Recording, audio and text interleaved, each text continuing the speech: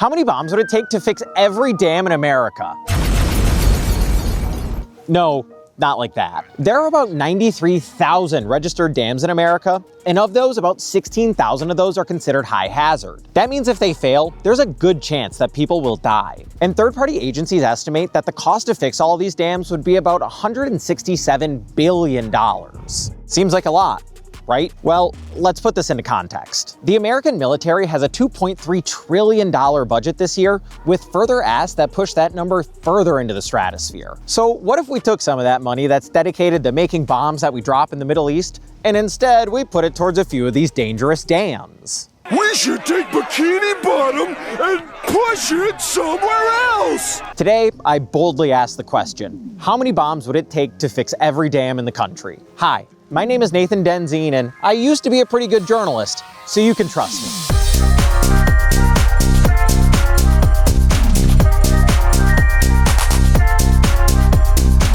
So, like I said, America has about 93,000 registered dams, depending on whose numbers you're looking at. Of those, about 4,500 of those are maintained federally by the Army Corps of Engineers. The rest of the dams are managed by state, local, or private entities. And although there's a list of 93,000 registered dams, the count of unregistered dams goes as high as 500,000. For today, though, we're just looking at the registered dams, like the one that I'm standing in front of right now here in Prairie du Sac, that's managed by a private company. Of the 93,000 registered dams in America, about 16,000 of those are in need of repairs right now. Dams can fail in many ways, but often they fail where the riverbank meets the dam because of erosion over time. That means to repair a dam, you often need to get inside of the dam to repair or replace any of the rods or pipes that are already there. And I should tell you, a lot of the dams in America don't actually look like this, and they're really difficult to get inside of. As a matter of fact, the whole reason that I'm making this video is because of a story I did when I was a journalist about earthen dams in western Wisconsin.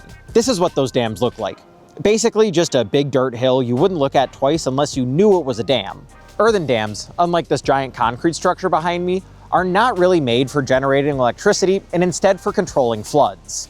These dams, located around the tiny town of Westby, function to stop floodwater from reaching the valleys where dozens of family farms and houses are located. And like many of the dams around America, the dams in Westby are in desperate need of help. In all, 23 dams around that area are now slated for removal because of the danger that they pose if they fail. Because when dams fail, they fail quickly and violently. In an instant, the banks of the dam fail and thousands of cubic feet of water and any other debris are sent down any incline that's in front of them. In 2018, during a particularly destructive round of storms, 5 of the dams around Westby failed, causing massive flash floods. Somehow no lives were lost, but the cost to clean up everything was in the millions of dollars. In order to fix the remaining structures, the county government, which operates the dams, would need $61 million to rip into the dams, replace their pipes and rods, and then rebuild the incline. But in a rural county, that amount is almost impossible to raise. So instead, they went with the cheaper option, removing all of the dams at a cost of about $4 million. That means that the valleys in this area are going to flood much more frequently, but it avoids the situation of a single, extremely destructive and life-threatening flood. But to residents around Westby, that was unacceptable. I have a concern over what will happen to our farming operation. What scares me the most is, how are we going to have to react when the dam is gone? Bottom line is, I don't see what the benefit really is. It's where I got these bangers of quotes from Dave Egan, a Westby resident who lives right next to a couple of the dams. I was actually dumbfounded that there would even be a discussion about taking these dams out. Our country can spend $111 million on a missile, and they're shooting them off every day over in the Middle East. But you can't come up with a handful of millions of dollars to help restore life-saving dams like we're standing on.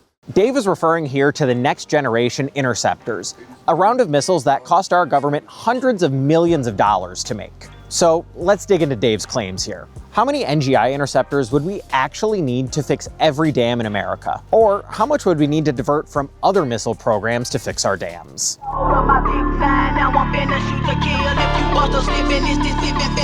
So the upfront cost per NGI missile is about $111 million.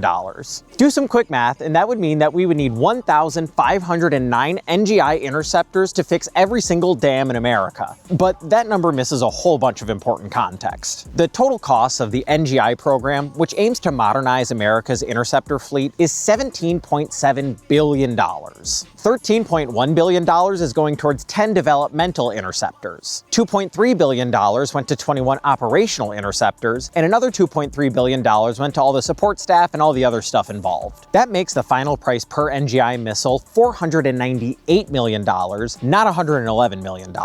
So with those numbers, we would only need 337 NGI interceptors to fix every dam in America. But I'm not satisfied with that either. Because the NGI program is still technically in development, we don't actually know what the final price is going to be. So instead, let's look at the munitions we already manufacture and detonate. Last year, when Israel decided to attack Iran while already in the middle of committing a genocide in Gaza, we supplied them with a whole bunch of THAAD interceptors. THAAD interceptors are one of the most advanced interceptors that our military uses, and we used as many as 150 in the 12 days where Iran was attacking Israel. According to the most recent data that I could find, after adjusting for inflation, each THAAD missile costs about $16.7 million. But THAAD interceptors don't operate on their own. Each interceptor comes with its own battery. Each battery consists of at least 6 launcher vehicles with 8 missiles each, plus 2 mobile operations centers and a ground-based radar. If you adjust for inflation a little bit then, each battery costs $1.6 billion, which would mean that we need 98 THAAD batteries to fix every single dam in America. Right now, as best as I can tell, America has about 8 batteries in operation. Again, it's not like we have that many to just sell right now and then pocket the money. So instead, let's look at some future spending on America's military. The Department of Defense and Department of Energy recently announced plans to modernize America's nuclear arsenal. In total, they plan to spend nearly $1 trillion on the project. Not to disarm, but to just modernize for future conflicts. That means that if we just took 1/8 of the money dedicated to that, we could fix all of America's dams and still modernize most of our nuclear arsenal if we really wanted to. Which do you like better? Nuclear war or safe infrastructure? Choose wisely. But let's say that you just really like nukes and you don't want to touch that. Let's look at a different project. And that is Trump's Golden Dome. Now, Donald wants this project to mirror Israel's Iron Dome to protect America from any incoming missile attacks. Which never happens, but that's beside the point. Now, Trump says he can build this for $175 billion, already more than the cost to fix all of our dams. But independent analysis of this project has shown that it's probably going to cost $3.2 trillion. Just a little gap between those two figures. And experts don't even think that our version of it would be nearly as effective as Israel's version of it. But the project is still underway and shows no signs of slowing down. In total, if the independent analysis is correct, we would need only 5% of that money to fix every dam in America. So with all of this money and all these numbers flying around, you start to ask the question, why aren't we spending money on our dams? There's just no damn appetite to fix these things. Did something funny happen? Yeah! You'd never know it. And I should be clear that this dam is actually perfectly fine and safe. I'm talking about all the other dams here. In 2025, FEMA, who's the federal agency in charge of fixing these dams, allocated just $26 million for repairs, which is just a drop in the bucket compared to what's needed. Part of the problem is that the federal government oversees only a fraction of the nation's registered dams. So as far as the federal government is concerned, the rest of these dams are just state, county, or local problems. And most local governments couldn't dream of raising the amount of money needed to repair these dams. It's already hard enough for municipalities to raise money for their schools, let alone these dams that basically nobody even ever sees. That's why in Westby and all around the country, when these dams are getting to the point where they pose imminent danger, they're just being removed. Like I said earlier, it would cost $61 million to fix all the dams in Westby and only $4 million to just remove them all. And there might actually be a pretty good case for removal instead of repairing them in the first place. Dams are not exactly ecologically friendly. They act as ecological barriers for animals trying to navigate the river, trapping species like mussels further down the river than they would naturally be. And that can cause havoc to ecosystems. Specifically, animals like mussels actually help improve water quality by acting as a natural filter, So when they're totally strained out of an area by dams, the water quality actually gets a lot worse. Or take a fish like salmon, where dams make it really difficult for them to get back to their spawning grounds, decimating the population. And then animals like bald eagles have to rely on less abundant food as fish move further down the river. America built pretty much all of its dams about 100 years ago during a pretty dam-friendly time, but in the years since, there just hasn't been an appetite for these kind of structures. So when local governments make these decisions, they basically see two options. You can pay tens of millions of dollars to repair old dams, or for a fraction of the cost, you can remove the dams and potentially let nature return to being nature again. So you can certainly see why so many are choosing option 2. So it would take 337 NGI missiles, or 98 THAAD batteries, or an eighth of our nuclear modernization program, or 5% of Trump's Golden Dome plan to fix every dam in America.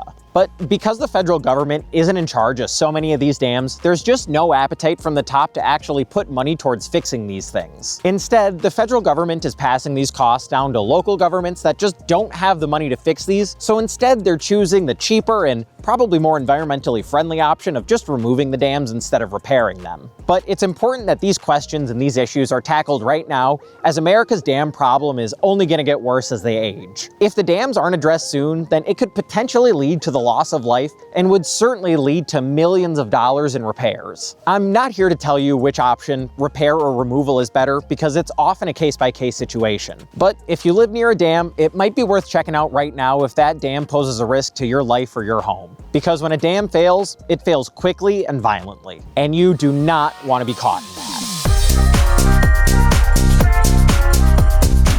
There are about 93,000 registered dams in America, and of those, about 16,000 of those are considered high hazard. You forgot registered dams. Or you got registered.